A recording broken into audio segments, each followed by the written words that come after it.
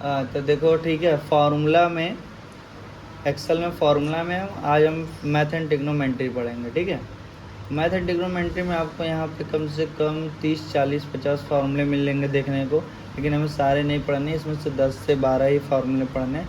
तो सबसे पहला हमारा फार्मूला आता है ABS।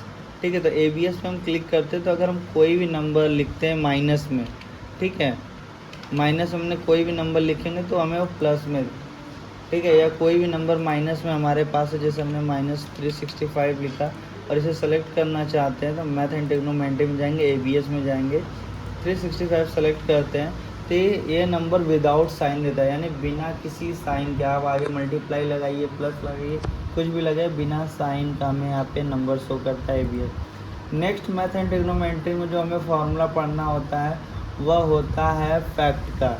फैक्ट हमारा होता है फैक्टोरियल, यानी आप किसी भी नंबर को आप यहाँ पे सेलेक्ट करते हैं तो यह उनके रिपीटेड रिवाइज में बैक में जो नंबर होंगे उनके मल्टीपल को ही दिखाता है। जैसे 5 फैक्टोरियल हो गया, ठीक है, तो 5 means 5 into 4 into 3 into 2 into 1, तो 120 हो गया।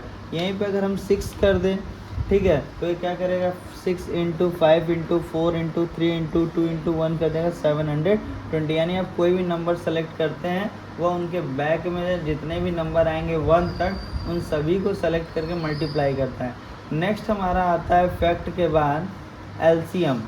एलसीएम में आप कोई भी नंबर 2 3 नंबर ले लीजिए, जैसे एक 25 आप ले लीजिए, दूसरा 5 ले लीजिए, तीसरा आप 65 ले लीजिए। ठीक है, तो देखेंगे आप यहाँ पे 65 जैसे ज़्यादा हो जाएगा, थोड़ा कम नंबर लेते हैं, एक हम 3 ले लेते हैं। ठीक, तो यहाँ पर हम 3 नंबर ले रहे हैं, 5 3 25, तो इसका एलसीएम यानी लसा कितना बता रहा है, 75 होगा, 75 होगा। नेक्स्ट अगला मैथ एंड ट्रिग्नोमेट्री में हमारा आता है फॉर्मूला एलसीएम के बाद लॉग।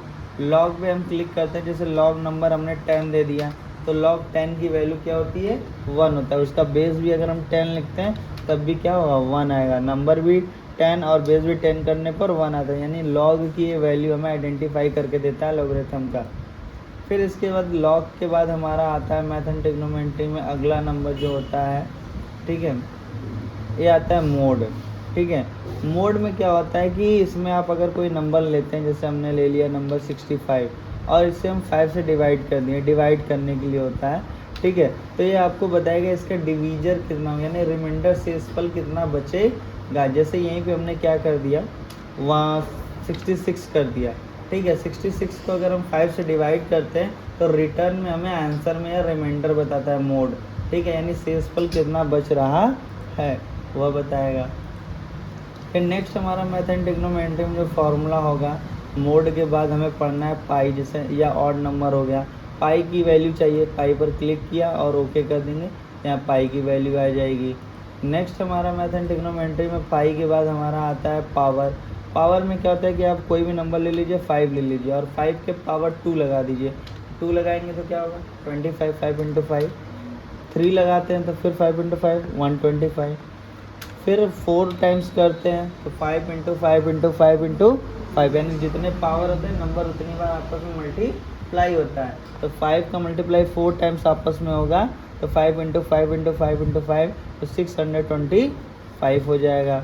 50 25 25 5 125 125 5 625। ठीक, तो 625 हो गया। फिर नेक्स्ट हमारा 625 के बाद आता है मैथ एंड ट्रिग्नोमेट्री में पावर के बाद आता है प्रोडक्ट। अगर नंबर का आपको मल्टीप्लाई करना है, क्या करना है, मल्टीप्लाई करना है। आपने नंबर ले लिया 45 और 45 में आपने मल्टीप्लाई कर दिया 4 तो 180। 45 2 जा 90, फिर 2 जा 180। तो इस तरीके से 4 टाइम्स में 45 का आपस में मल्टीप्लाई हुआ तो 120।